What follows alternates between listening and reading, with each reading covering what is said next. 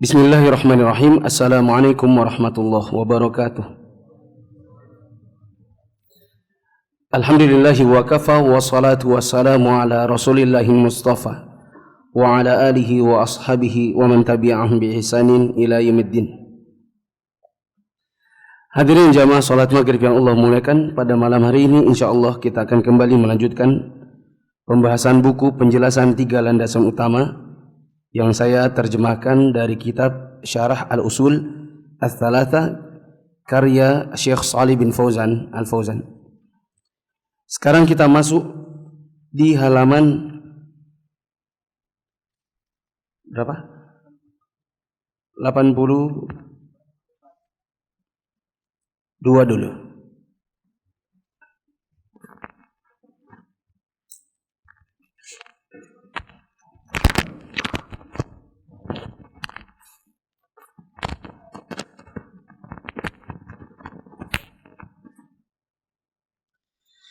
Pada pertemuan yang lalu kita bahas bahwa kita ini dalam beragama hendaknya jangan cuma sekedar warisan nenek moyang.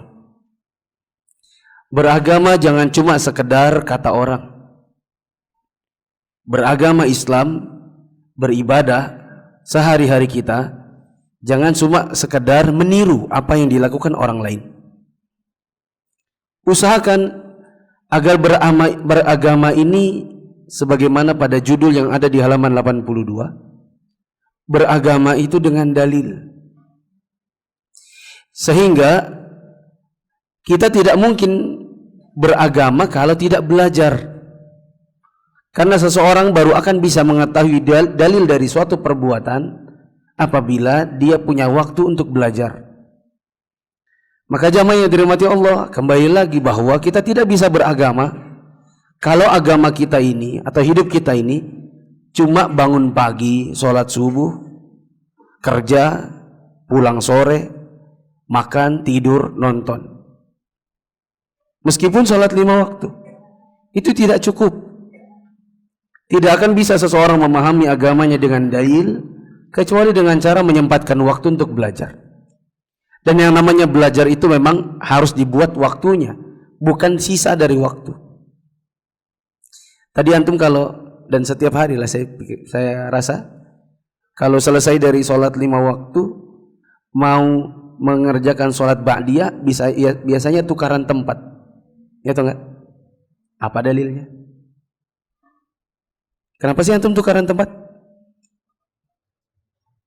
Iya, memperbanyak tempat sujud. Apa dalilnya? Bahkan ada yang cuma sekedar, soalnya orang-orang tukar tempat, aku diminta tukar tempat, aku tukar juga. Cuman kenapanya belum tahu. Tapi gak apa-apa, asalkan ada belajar. Nanti insya Allah lama-lama akhirnya tahu. Oh kenapa? Oh begini toh. Oh begitu toh. Tentunya dengan dalil. Meskipun mungkin karena kekurangan keilmuan akhirnya hanya hafal misalnya hadis secara makna, atau hanya hafal Indonesianya saja. Nah masalah, yang penting tahu dalilnya. Yang payah itu adalah kalau beragama, ketika ditanya mana dalilnya, dia bilang gak usah tanya-tanya dalil. Ya. Bahkan lebih parah lagi, saya pernah dapatkan dari satu orang mahasiswa di Saudi, bukan mahasiswa di Balikpapan. Waktu saya kuliah di sekolah di Saudi dulu, suatu hari lagi sarapan pagi, tiba-tiba ada satu mahasiswa S1 ikut makan sarapan sambil cerita-cerita gitu. Dia bilang, kemarin ujiannya itu apa? Semuanya dalil. Tanya ini dalilnya apa? Tanya ini dalilnya apa? Pertanyaan itu melulu dalil. Terus ditanya, terus kalau kamu nggak ditanya dalil, terus mau ditanya apa? Pendapat pribadi. Agama ini apa pendapat pribadi? Kalau pendapat pribadi ada 50 mahasiswa, beda-beda pendapatnya, dan setiap orang dilegalisasi untuk mengeluarkan pendapat, padahal jelas ada dalilnya dalam agama, maka agama kita rusak. Nah sekarang di halaman 84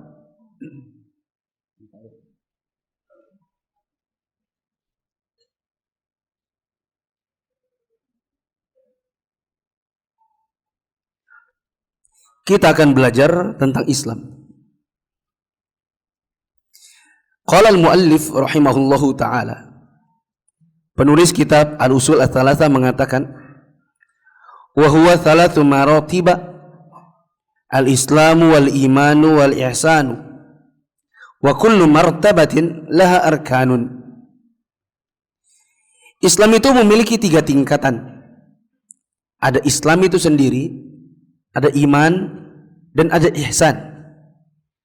Dan setiap dari tingkatan ini memiliki rukun. Mari kita baca dulu penjelasannya. Loncat ke bawah. Islam, iman, dan ihsan, kata Syekh Shalih bin Fauzan, itu merupakan 3 tingkatan Islam. Islam lebih luas daripada iman, dan iman lebih luas daripada ihsan. Mari saya jabarkan dulu secara ringkas saja, karena nggak ada di buku ini. Islam itu, ihsan itu, dan iman itu pernah ditanyakan kepada Rasulullah SAW oleh seorang laki-laki yang sangat hitam rambutnya, sangat putih bajunya, yang kata Rasulullah dia adalah jelmaan siapa? Jibril. Diriwayatkan bahwasanya Rasulullah SAW sedang duduk-duduk bersama para sahabat. Tiba-tiba ada laki-laki yang sangat hitam rambutnya, sangat putih bajunya, tidak ada tampak-tampak bahwa dia ini adalah orang yang safar, tapi dikenal juga tidak. Logikanya, kalau tidak dikenal di situ berarti harusnya musafir. Tapi kalau dibilang musafir, nggak ada tampak tanda-tanda safar. Jadi dibilang musafir tidak, dibilang mukim juga tidak. Orang ini datang dari mana? Tiba-tiba dia duduk di hadapan Nabi SAW, menyentuhkan lututnya dengan lutut Nabi, lalu meletakkan tangannya di pahanya. Dan para ulama berselisih pendapat, tangannya diletakkan di pahanya. Ini siapa? Pahanya dia sendiri ataukah pahanya Nabi Muhammad? Ada di antara para ulama yang bilang dia meletakkan tangannya di pahanya sendiri, dan ada yang mengatakan di pahanya Nabi Muhammad. Setelah itu dia tiba-tiba bertanya, "Wahai Muhammad, ceritakan kepadaku apa itu Islam?" Kemudian Nabi SAW menjawab, Islam itu adalah engkau bersyahadat, kemudian salat, puasa, zakat, dan berhaji. Lalu dia mengatakan, engkau benar. Maka para sahabat yang ada di sekitar keduanya terheran-heran. Dia yang datang, dia yang tanya, dia yang bilang, engkau benar. Maksudnya, siapa kamu? Nanya Nabi Muhammad, setelah itu bilang, engkau benar. Pasti akan heran. Seperti misalnya lagi kajian, siapa yang mau tanya? Ada yang angkat tangan. Ustadz, apa hukumnya anu Ustadz? Hukumnya adalah anu dan anu karena dalilnya adalah anu dan anu. Terus dia bilang, kau benar. Pasti orang akan melihat ke dia semua. Songong banget nih orang. Dia nanya, dia benar. Lalu dia bertanya, apa itu iman?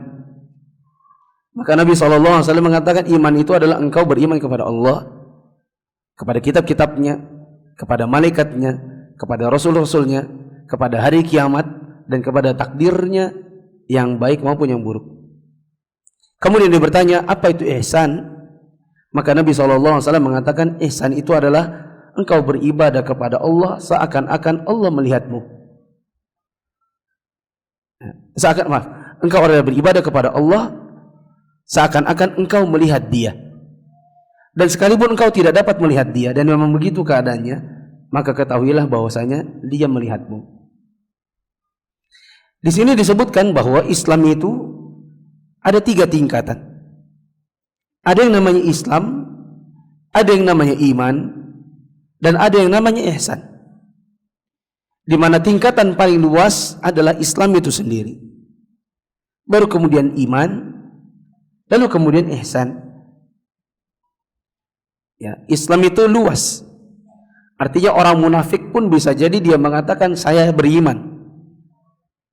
Ya, maaf, saya berislam.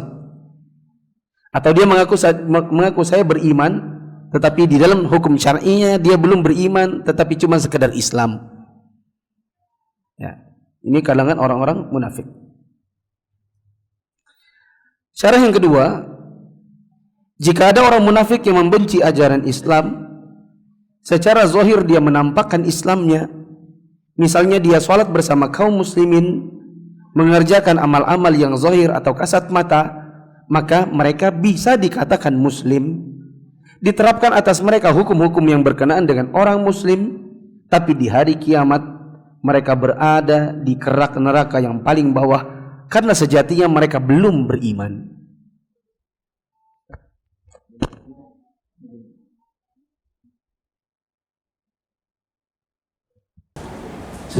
Saya kedinginan, saya ingin tambah dikit. Coba lihat. Di zaman Nabi SAW ada orang yang kasat matanya dia muslim, buktinya dia sholat bersama Nabi.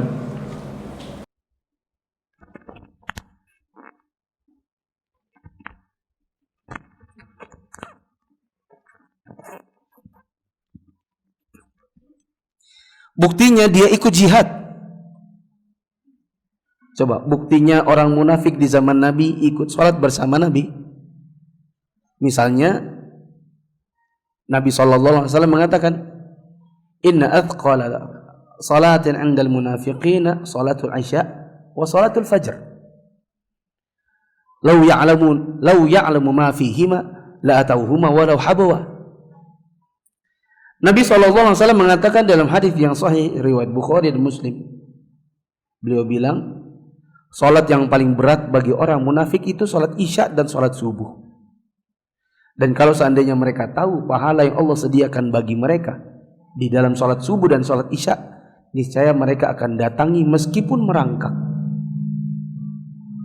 Ya, meskipun merangkak. Cek. Suaranya jelas ya? Yes. Ketika Nabi SAW mengatakan salat yang paling berat bagi orang munafik bla bla bla, maka ini menunjukkan bahwa orang munafik juga ikut salat meskipun berat. Tahu nggak kenapa salat isya dan salat subuh yang paling berat? Para ulama kita mengatakan di zaman Nabi SAW penerangan itu tidak seperti yang ada sekarang. Di zaman dahulu mereka sholat gelap-gelapan kalau malam. Dan sholat yang gelap-gelapan itu ada dua. Apa itu? Isya dan subuh. Karena gelap-gelapan beda dengan zuhur, asar, mukanya kelihatan. Maghrib itu masih bisa kelihatan, agak terang-terang. Tapi kalau sudah isya dan subuh, maka sholat itu betul-betul gelap-gelapan. Sehingga hadir nggak hadir nggak kelihatan. Datang nggak datang, tak ada yang tahu. Bersebelahan dengan siapapun, toh tidak tahu mukanya ini muka siapa. Makanya itu berat bagi orang-orang munafik, dikarenakan kalau mereka harus datang, masalahnya nggak ada yang lihat juga. Dan orang-orang munafik itu orang-orang yang kalau sholat mereka riya. Mereka bangun dalam keadaan malas. Ya, sholat berjamaahnya cuma supaya sekedar bisa dikenali wajahnya.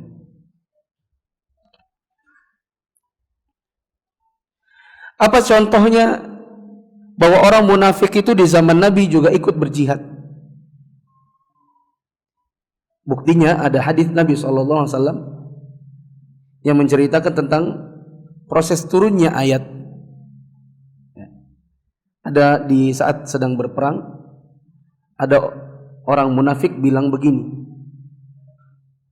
Dia bilang, saya tidak pernah dapati ada orang-orang yang sekumpulan pemimpinnya dan pasukannya semua rakus-rakus dan buncit-buncit perutnya melebihi Muhammad dan teman-temannya.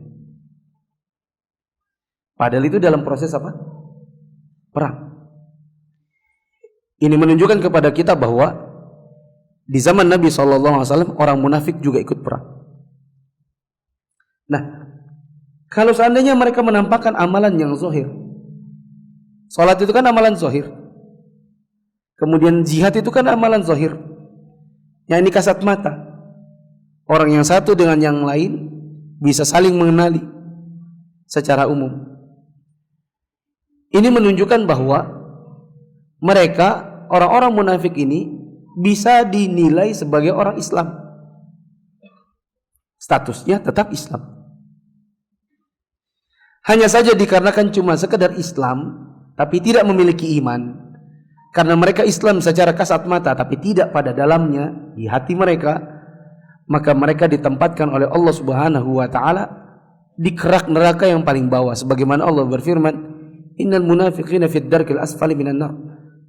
Orang-orang yang munafik itu nanti di hari kiamat letaknya adalah di kerak neraka yang paling bawah. Ya. Nah, ini juga menunjukkan kepada kita bahwa Islam itu lebih luas ketimbang iman. Karena Islam itu bisa diklaim oleh orang munafik, tapi iman tidak bisa.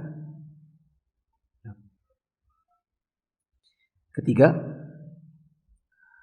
orang beriman juga harus beramal disertai dengan ihsan. Tadi kita sudah sebutkan dalam hadis yang Jibril bertemu dengan Nabi. Apa kata Nabi ketika ditanya apa itu ihsan? Apa tadi katanya? Engkau beribadah kepada Allah seolah-olah engkau melihat Allah. Tapi meskipun engkau tidak bisa melihat Allah dan memang begitu, maka apa? Yakinlah bahwasanya Allah melihat kita. Lihat di nomor 3. Oh, saya keloncat ya. 4 dulu deh. Orang beriman itu juga harus beramal disertai dengan ihsan, yaitu meyakini dengan sepenuh hati bahwa Allah melihat dirinya dimanapun dia berada. Misalnya kita sholat di rumah, akhwat misalnya, akhwat sholat di rumah sendirian, suaminya ke masjid, anak-anaknya ikut ke suaminya di masjid. Dalam keadaan dia cuma sendiri di rumah, maka hendaklah dia sholat dengan sebaik-baiknya, berbuat ihsan, berbuat baik, yaitu memperbaiki ibadah mereka, dengan keyakinan bahwasanya mereka dilihat oleh Allah meskipun mereka tidak bisa melihat Allah, dan mereka memperbaiki ibadah mereka seolah-olah mereka melihat Allah meskipun tidak pada kenyataannya. Apa konsekuensinya akhirnya jamaah? Misalnya para ulama kita mengatakan meskipun seorang akhwat sholat di rumahnya sendiri, di kamar, kunci kamar, tutup gorden, maka tetap wajib tutup aurat. Karena bisa jadi ada yang bertanya, apa hukumnya akhwat sholat di kamarnya, kamarnya dia kunci, jendelanya dia tutup, gordennya ditutup, tidak mungkin sama sekali ada manusia yang bisa melihat. Lalu dia sholat dalam keadaan telanjang bulat, atau salat dalam keadaan tanpa mukena, pakai daster saja. Apa hukumnya? Jawabannya tidak sah salatnya. Dikarenakan permasalahan ini, menutup aurat itu bukan cuma sekedar antara seseorang dengan hamba, atau antara dia dengan orang lain yang bisa melihat dirinya, ya. Tetapi ini juga antara dirinya dengan Allah, sehingga meskipun sendiri tetap wajib menutup aurat. Nah, kadang-kadang kita kalau di rumah itu jamaah beda sama di masjid. Ya, kalau di masjid itu kita kayaknya malu kalau kita tampil nggak ya gitu deh ya, nggak ada peci itu kayaknya ada yang kurang. Ya, sampai ada yang saya pernah baca status Facebooknya, aduh udah ngaji tapi nggak pakai peci, jadi nggak enak nih. Berarti dia pakai peci itu karena sekedar nggak enak, merasa diri udah ngaji jadi harus pakai peci. Saya kira kalau kita ke masjid, apalagi kalau sudah menerapkan agama pada kehidupan sehari-hari, saya kira nggak mungkin kita pakai baju bola, pakai kutang apalagi, nggak mungkin. Tapi tidak jarang kalau kita di rumah sendiri, misalnya sholat subuh sendirian, ketiduran, istri haid, jadi kita di rumah sendirian sholatnya, kita sholat nggak seperti kalau kita ke masjid. Kita pakai baju yang tadi kita pakai untuk sholat, untuk tidur. Sarung yang tiap hari kita pakai tidur, itu yang kita pakai sholat. Ya, tidak jarang dari kita mungkin pakai kutang saja. Ya. Nah,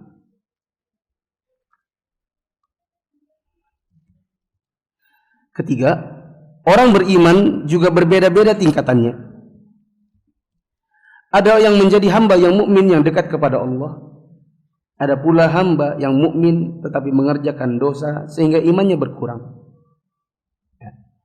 Nah, jemaah, selain ada Islam yang lebih luas daripada iman, ada iman yang lebih luas daripada ihsan, setiap tingkatannya pun manusia itu beda-beda.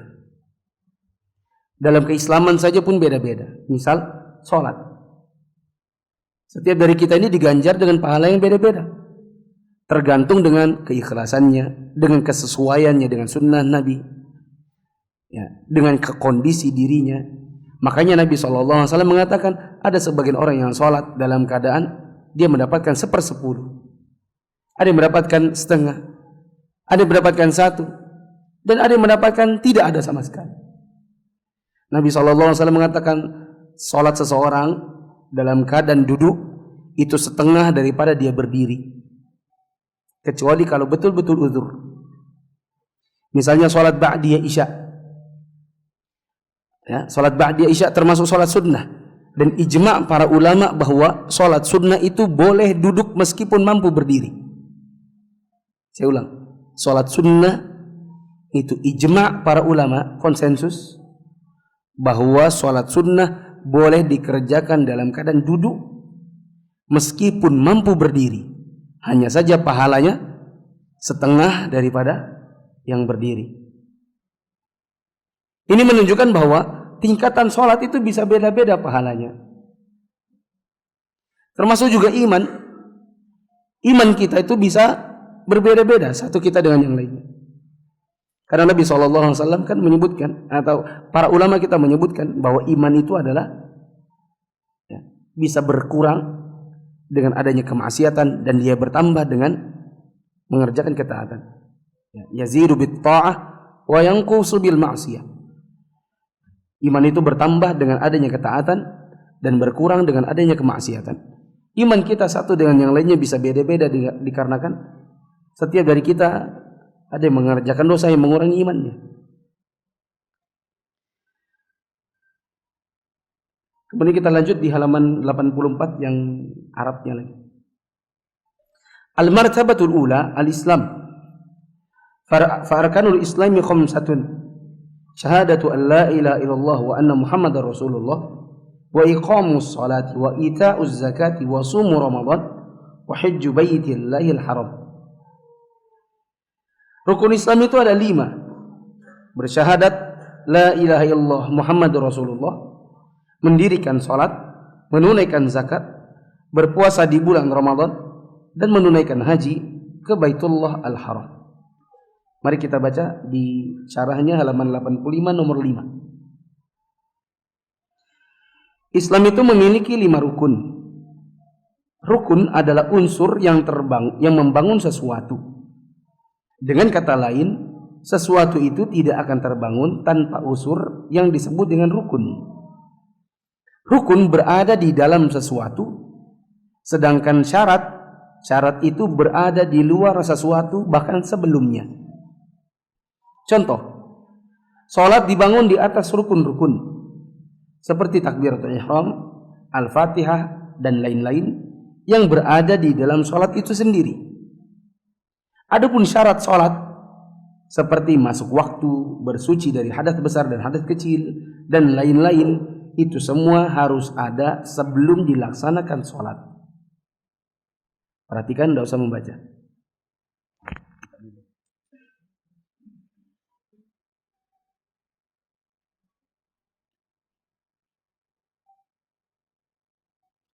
Kalau mau bikin SIM, ada yang namanya rukun, ada yang namanya syarat. Antum mau bikin SIM, syaratnya adalah sebelum bikin SIM atau sambil bikin SIM. Sudah harus ada sebelum pembuatan atau Pas lagi bikin atau nanti setelah bikin? Sebelum. Apa syarat bikin SIM? Misalnya KTP, SKCK atau SKKB. Apalah itu ya? Surat keterangan dokter, gitu kan? Entah, mungkin anggaplah akte kelahiran sekalian, golongan darah kalau perlu. Harus ada sebelum. Makanya kalau kita datang ke polisi, kita lihat di papan di atasnya syarat-syarat pembuatan SIM 1, 2, 3, 4. Dan itu harus ada sebelum pembuatan SIM. Itu namanya syarat. Ada yang namanya rukun. Misalnya sudah keluar itu SIM, lalu kita lihat ada tanda tangan polisinya, ada stempel polisinya, ada fotonya, nama, tempat tanggal lahir, alamat, tinggi badan, kop di atasnya kepolisian negara. Itu namanya rukun. Syarat itu apa? Sesuatu sebelumnya. Rukun itu apa? Sesuatu di dalamnya yang membangun sesuatu itu. Di sini tadi dibawakan contoh, misalnya rukun sholat adalah takbiratul ihram. Takbiratul ihram itu di dalam sholat atau sebelum sholat? Di dalam. Baca Al-Fatihah sebelum sholat atau di dalam sholat? Di dalam. Maka itu namanya rukun. Tapi kalau berwudu, suci dari hadas besar dan hadas kecil, itu sebelum atau sesudah? Sebelum. Berarti namanya bukan rukun tetapi apa? Syarat. Jadi nanti kapan-kapan kalau ditanya, sebutkan syarat sah sholat, maka jangan bilang Al-Fatihah, ruku, sujud. Atau ingat-ingat bahwa syarat itu sebelumnya. Sedangkan kalau sesuatu di dalamnya, itu namanya apa? Rukun. Bisa dipahami ya? Nah, kelima rukun Islam adalah syahadat, mendirikan sholat, menunaikan zakat, berpuasa di bulan Ramadan, dan menunaikan haji ke Baitullah Al-Haram. Bangunan Islam dalam diri seseorang tidak akan tegak tanpa kelima rukun di atas. Penulis akan membawakan makna dan dalil masing-masing rukunnya pada perkataan penulis setelahnya. Nah, ini panjang ya. Coba lihat, rukun Islam berarti ada berapa? 5. Nah, di masing-masing rukun ini ada dalil-dalilnya dan ada penjelasan-penjelasannya lebih rinci. Kalau saya bahas yang halaman 86 sampai terakhir, ini panjang. Saya tahu karena saya yang bikin buku ini. Saya tahu kalau saya sudah bahas masuk ini, saya memperkirakan 1914 sekarang. Kalau saya teruskan, ini nggak bakal selesai. Belum lagi suara saya ini memang lagi habis. Saya tambahkan di luar dari materi ya, yang cukup sampai 1920-an. Kalau saya bahas yang halaman 86 sampai seterusnya, insya Allah nggak akan selesai. Sementara kalau dipenggal nggak baik. Coba saya tanya dulu sebelum saya ringkaskan sambil saya bertanya sebelum saya tambahkan materinya. Jamaah saya bertanya, antum menjawab. Beragama itu yang paling bagus itu adalah ikut-ikutan atau tahu dalil? Cara tahunya gimana? Belajar. Berarti kita harus punya waktu untuk belajar. Punya waktu ini sisa saja nanti kalau sempat, ataukah harus diberikan porsinya? Harus beri porsi. Jangan pernah bilang begini. Kadang kita kalau ajak orang belajar agama, ikut kajian yuk. Dia bilang, nanti deh, saya lagi sibuk. Dia pikir kita pengangguran. Ya. Semua orang sibuk. Nggak ada yang betul-betul pengangguran. Semuanya sibuk. Tapi sesibuk-sibuknya antum, memang yang namanya belajar agama itu memang harus punya waktu khusus. Tanpa ada waktu khusus, maka nggak akan bisa.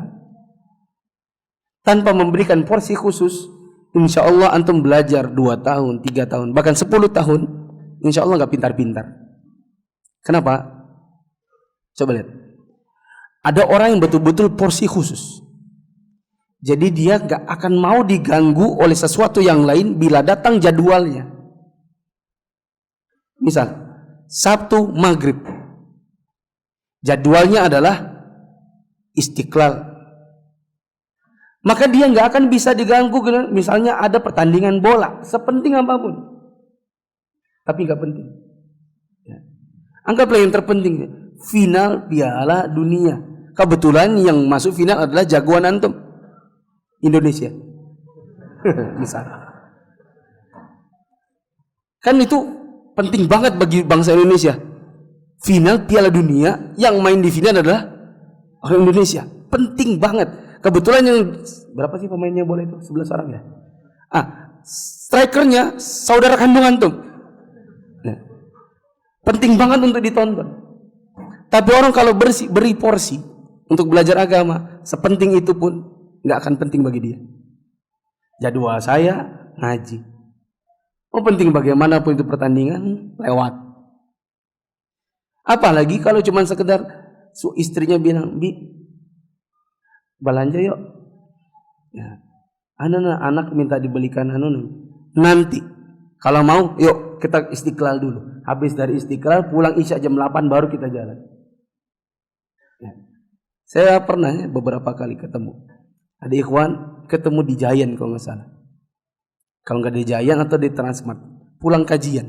Yang kajian itu biasanya dia hadir. Anggaplah antum gitu ya. Sehingga saya hafal gitu mukanya. Pas saya ketemu, Assalamualaikum Mas. Waalaikumsalam. Dari mana? Ini Ustaz, istri minta. Oh, tadi nggak ikut kajian kah? Enggak Ustaz, ini istri minta gitu. Istrinya disalahinnya. Padahal kan kalau dia mau, dia bisa bilang sama istrinya, ayo kita jalan. Sebelum maghrib, kita kajian dulu. Baru setelah dari BDI, kita ke Giant. Bisa. Ya. Tapi itu tipikal apa? Belajar yang tidak punya porsi waktu. Ini tipikal belajar yang cuma sekedar sisa dari waktu. Nah, kalau tipikalnya belajarnya itu adalah sisa waktu, maka insya Allah bola, ikut bola. Teman ngajakin main futsal. Yuk istri, ini Bi jalan.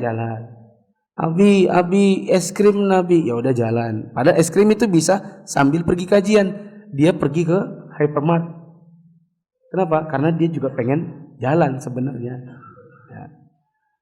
Maka jemaah yang dirahmati Allah, nggak akan bisa jadi kecuali harus dengan memberikan porsi waktu. Teman-teman yang dirahmati Allah, Islam itu punya berapa tingkatan? Sebutkan. Islam, iman, ihsan. Mana yang paling luas? Mana yang ranking 2-nya? Iman. Apa itu ihsan? Kita beribadah kepada Allah seolah-olah kita lihat Allah. Seolah-olah kita lihat Allah. Bisa kita lihat Allah? Tidak.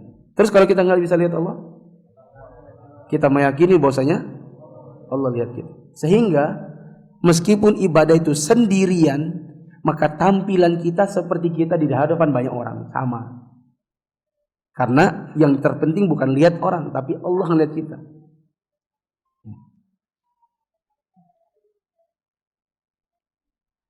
Rukun Islam ada berapa? Sebutkan. Syahadat, salat, puasa, zakat, umrah, haji. Apa bedanya rukun sama syarat? Kalau rukun itu di dalam apa sebelum? Kalau syarat? Sebelum. Syarat di dalam apa sebelum? Sebelum. Coba, ini rukun apa syarat? Rukun atau syarat? Kelopak bunga. Kelopak bunga. Rukun. Kelopak bunga. Nggak bisa jadi bunga kalau nggak ada punya kelopak. Mata. Mata kita ini apa? Rukun. Rukun tubuh. Karena dia berada di dalamnya. Menghadap kiblat. Menghadap kiblat. Rukun apa syarat? Syarat. Kenapa? Dari sebelum antum sholat sudah harus hadap kiblat. Kan nggak bisa ntar sembarang. Aku sholat dulu ya, nanti kasih tahu di mana kiblatnya. Kan nggak bisa. Sedari sebelumnya antum sudah harus hadap kiblat. Berarti syarat atau rukun? Nama di KTP rukun. KTP buat bikin SIM bisa dibedakan?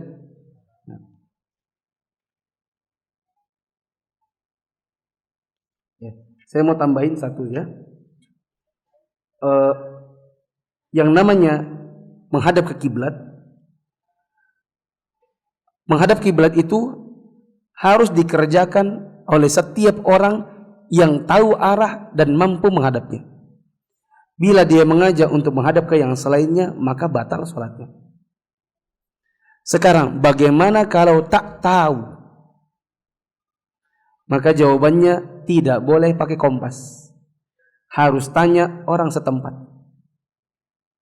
Misal antum ke kilo 12, ada waduk.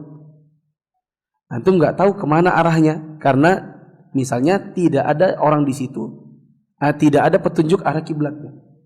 Maka antum tidak boleh menggunakan handphone untuk menentukan kompas arahnya, tetapi yang antum harus lakukan adalah mencari orang setempat dan bertanya kemana arahnya. Karena kompas bisa jadi salah. Sedangkan orang yang ada di situ yang hari-hari sholat ke sana, itulah yang mereka yakini dan harus kita menghadap kemana yang mereka yakini.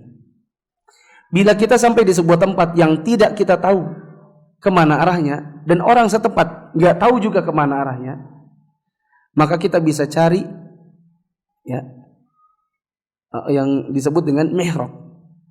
Misalnya ada sebagian masjid kecil, ya, sebagian masjid kecil, misalnya arahnya ke sana, maka kita menghafal ya tempat di mana kita tinggal ke sana juga arahnya. Contoh misalnya antum pergi ke kampung, ya kampung. Misalnya antum ke Jakarta, training. Antum menginap di sebuah hotel. Yang di hotel itu seharusnya sih di plafonnya ada petunjuk kiblat. Tapi ternyata nggak ada. Antum cari di dalam meja pun tidak ada. Antum tanya resepsionis, dia bilang kiblat itu apa? Ya, kayaknya dia orang kafir.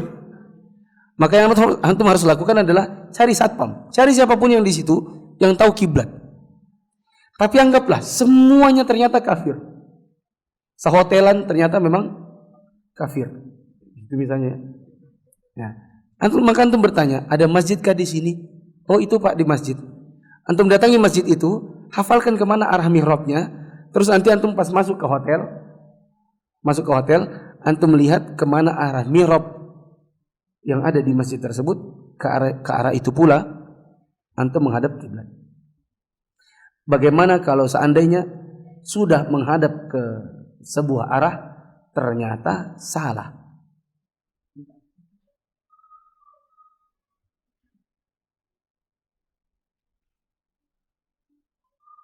Misalnya antum menginap bersama keluarga di sebuah hotel. Antum menghadap ke arah lemari karena itulah yang ada di kompas antum. Antum tidak melihat bahwa di plafonnya itu ada petunjuk panah arah kiblat. Ya. Lalu kemudian ketika antum sedang sholat, misalnya di rakaat kedua, tiba-tiba istri antum berbicara, "Abi, salah, bukan hadap lemari tapi hadap pintu. Itu di plafon ada panahnya." Dalam keadaan antum sedang sholat, apa yang antum lakukan? Pertama, jangan bilang, "Oh ya kah mana?" Bila melakukan maka batal sholat karena bicara. Ya. Dan tidak perlu juga menghadap ke arah plafon, gitu. Tapi ketika sudah diberitahu arah pintu, maka antum tinggal balik ke arah pintu dan jangan dibatalkan sholatnya. Tidak perlu membatalkan sholat, cukup berganti arah. Karena di zaman Nabi SAW di Quba, ketika orang-orang di sana sedang sholat subuh, orang-orang di sana belum tahu bahwa sudah berubah arah kiblat dari Masjidil Aqsa ke Masjidil Haram. Ketika mereka sedang melaksanakan sholat subuh, ada yang berteriak ke dalam masjid. Dia mengatakan, "Wahai jamaah yang sedang sholat, Tadi malam sudah turun ayat dan sekarang berganti kiblat ke arah Masjidil Haram. Maka semua orang dimulai dengan imamnya berganti kiblatnya, dia berpindah ke sebuah tempat lalu diikuti oleh jamaahnya dan tak seorang pun yang membatalkan sholatnya. Bisa dipahami? Bagaimana hukumnya menerima beasiswa dari bank tetapi tidak menyediakan jasa penyimpanan uang seperti Bank Indonesia? Bank Indonesia memang tidak mempraktekkan riba secara langsung dalam tataran jual beli kredit alias riba, tetapi mereka regulator ribanya. Maka jangan terima beasiswa dari sana. Apakah wudu sambil bicara wudunya sah? Sah. Tetapi meninggalkan yang utama. Syekh Utsaimin mengatakan yang utama adalah diam. Tapi bila berwudu sambil bicara maka tidak mengapa. Tidak mengapa dalam artian tidak membatalkan wudunya. Ada sebagian orang yang sudah hampir cuci kaki, tiba-tiba ada yang mengatakan assalamualaikum, dia bilang waalaikumsalam. Aduh, ngomong aku, ulang dia dari awal. Ya, akhirnya merepotkan dirinya sendiri. Yang benar sah wudu, hanya meninggalkan yang utama. Hukumnya wallahu alam sama seperti makan atau minum sambil berdiri. Minum sambil berdiri itu adalah sesuatu yang utamanya adalah duduk. Tetapi apabila seseorang minum dalam keadaan berdiri, maka dia tidak berdosa, tapi dia cuma sekedar meninggalkan yang utama. Yang utama adalah duduk. Saya disuruh mengajarkan baca Al-Quran untuk teman yang belum bisa baca Quran sama sekali, sedangkan saya juga masih kurang dalam penyebutan huruf. Bolehkah saya ajari? Jawabannya yang utama adalah antum ajak dia cari tempat belajar tahsin dan antum juga ikut tahsinnya. Bila antum sendiri juga kurang dalam penyebutannya. Tapi bila tidak menemukan guru sama sekali, misalnya antum dianggaplah di Samboja, nggak punya guru sama sekali, maka agak salah-salah lebih mending daripada nggak bisa sama sekali. Ya. Tapi kalau ada gurunya, maka pergilah antum berdua dengannya untuk belajar bersama. Ada riwayat Rasulullah sholat jenazah di kuburan karena tidak sempat mensolatkan. Sedangkan Rasulullah melarang untuk sholat di kuburan. Bagaimana yang seperti ini? Jawabannya, Rasulullah SAW melarang seseorang sholat di kuburan, yakni sholat yang memiliki ruku dan sujud. Dan kita tahu bahwa semua sholat punya ruku dan sujud kecuali satu sholat. Sholat apa itu? Sholat jenazah. Maka sholat jenazah boleh di kuburan karena tak punya ruku dan sujud. Alasan yang lain, karena inilah satu-satunya sholat yang pernah dikerjakan Nabi di kuburan. Tidak pernah Nabi SAW mengerjakan sholat di kuburan kecuali cuma sholat jenazah yang beliau lakukan kepada jenazah seorang wanita yang biasanya menyapu Masjid Nabawi ketika itu. Maka sholat di kuburan haram kecuali sholat jenazah bagi siapa yang belum sempat mensolatkan si jenazahnya. Misalnya anaknya kerja di lokasi atau anaknya kerja di luar negeri, orang tuanya sudah harus dikubur hari ini, akhirnya dikuburkan. Seminggu kemudian dia off kerja, lalu dia datang ke kuburan orang tuanya dan dia sholatkan, maka ini boleh. Nah, di antara para ulama ada yang menyebutkan batasnya adalah 1 bulan. Kalau menyembelih hewan kurban dengan tangan kiri bolehkah? Jawabannya boleh. Hanya saja meninggalkan yang utama. Yang utama adalah tangan kanan. Nabi SAW diceritakan oleh Aisyah, yuhibbu tayamuna fi tana'ulihi wa tarajjulihi wa tuhurihi wa fi sya'nihi kullihi. Nabi SAW suka dengan yang kanan, menggunakan yang kanan atau mendahulukan yang kanan manakala bersisir, manakala menggunakan sendal atau sepatu, manakala bersuci, dan dalam setiap kegiatan beliau yang sifatnya baik. Termasuk di antara kegiatan yang baik adalah menyembelih, maka usahakan dengan tangan kanan. Tapi bila dia kidal seperti saya, maka tidak mengapa bila dia menggunakan tangan kiri dan sah kurbannya. Apakah takut karena trauma termasuk syirik? Jawabannya, takut itu ada 2. ada takut yang hanya boleh kepada Allah. Maka ini tidak boleh ditujukan kepada yang selain Allah. Yang kedua ada takut yang sifatnya manusiawi, yang memang bisa dirasakan dan itu normal. Maka ini takut yang normal dan boleh. Seperti takutnya seseorang kepada hewan buas, takutnya seseorang kepada preman, takutnya seseorang kepada musuh. Ini sesuatu yang normal. Tapi takutnya seseorang kepada syaitan, takutnya dia kepada hantu, maka ini takut yang mengurangi iman dan takut yang karena kurang tauhid. Takut ke kamar mayat, ya. Mayatnya memang bisa hidup lagi? Enggak. Terus kenapa takut? Takut aja. Itu namanya takut yang tidak normal dan kurang tauhid berarti. Adapun takut karena trauma, apa dulu nih traumanya? Saya takut menikah lagi karena saya trauma dipukulin suami. Oh ini takut yang normal. Saya takut boncengan bertiga karena sudah pernah kecelakaan bertiga. Ini takut yang normal. Saya trauma ngebut-kebutan di jalan karena saya pernah tabrakan dan saya takut. Ini normal. Ya. Saya takut poligami karena saya pernah diceraikan oleh istri-istri saya. Itu tidak mungkin. Ya. Karena yang berceraikan adalah suami kepada istri, bukan istri kepada suami. Maka takut apa dulu ini? Ya. Saya takut jatuh cinta lagi. Wah, ini beda lagi. Ini kebanyakan nonton TikTok. Apakah kedukun beranak termasuk syirik? Jawabannya, dukun beranak itu sebenarnya adalah nenek-nenek atau mak-mak di kampung kita yang punya keahlian membantu orang beranak. Cuman kalau dibilang suster, melecehkan suster, karena dukun beranak gak pakai sekolah.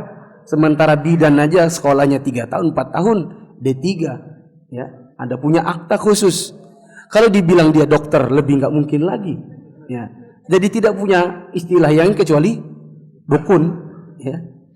Tetapi apakah pergi ke dukun beranak itu kemudian jadi syirik? Jawabannya tidak. Ya, karena dukun beranak itu semata-mata untuk membantu. Ayo bu, ya terus, pukul kanan, kiri, ya pasti. Itu cuma sekedar begitu saja. Maka ini tidak mengapa. Ya. Yang tidak boleh adalah yang ada unsur meramal dan lain-lain. Nah, cuman yang perlu diperhatikan, sebagian dukun beranak itu punya keyakinan khurafat. Misalnya mereka sebut dengan air peselancar, air peluncur, ya kan? Minum ini namanya air peluncur. Dan yang semacam itu, yang sifatnya adalah khurafat, tidak ada tuntunnya dalam agama, maka hindari. Tapi yang jelas kalau dibilang syirik, jawabannya enggak mutlak. Ya. Tapi yang lebih baik adalah pergi ke orang yang betul-betul punya ilmu dalam bidang kebidanan. Ya. Wallahu a'lam bishawab. Subhanakallahumma wa bihamdika asyhadu an la ilaha illa anta astaghfiruka wa atubu ilaik. Wassalamualaikum warahmatullahi wabarakatuh.